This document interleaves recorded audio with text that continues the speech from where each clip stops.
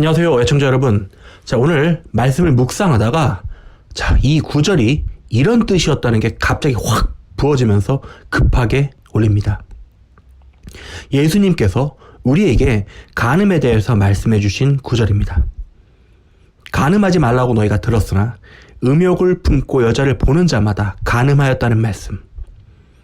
그동안 많은 해석은 예수님께서 음란을 참 싫어하시는구나 정도로 이해되어져서 왔고, 우리가 이 구절을 적용할 때마다 다 겸손해지는 구절이기도 했습니다.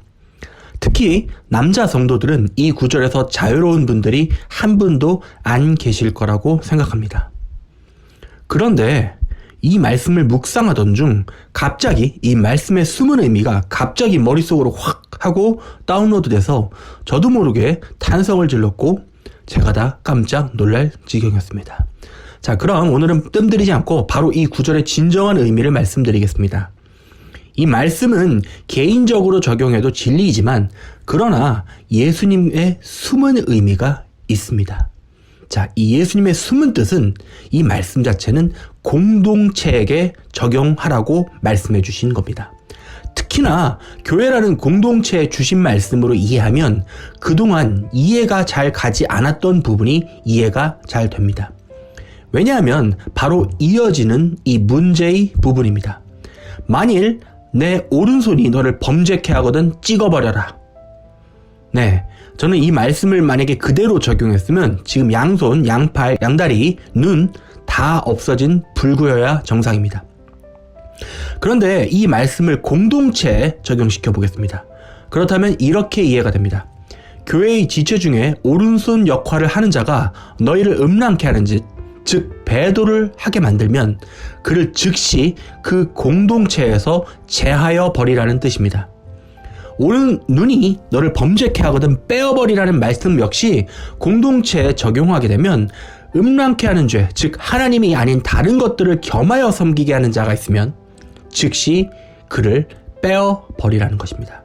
즉 공동체에서 출교시키라는 것입니다. 그러나 교회는 이 말씀을 적용하지 못했습니다. 그 결과 배도가 온몸을 집어삼켜 이제는 몸 역할을 하는 기간 중에 온전한 부분이 하나도 없는 지경입니다. 자, 마지막으로 예수님께서 하시는 말씀은 정말로 진지합니다. 누구든지 음행한 연고 외에는 아내를 버리지 말라는 말씀.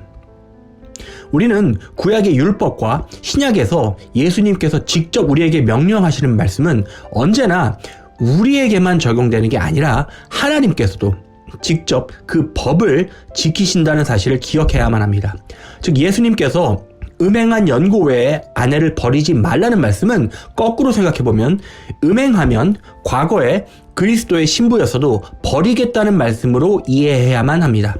현재 대한민국의 교회를 주변으로 돌아가는 상황을 보면 예수님께서는 음녀로 변해버리는 과거 이 기독교를 버리셨습니다.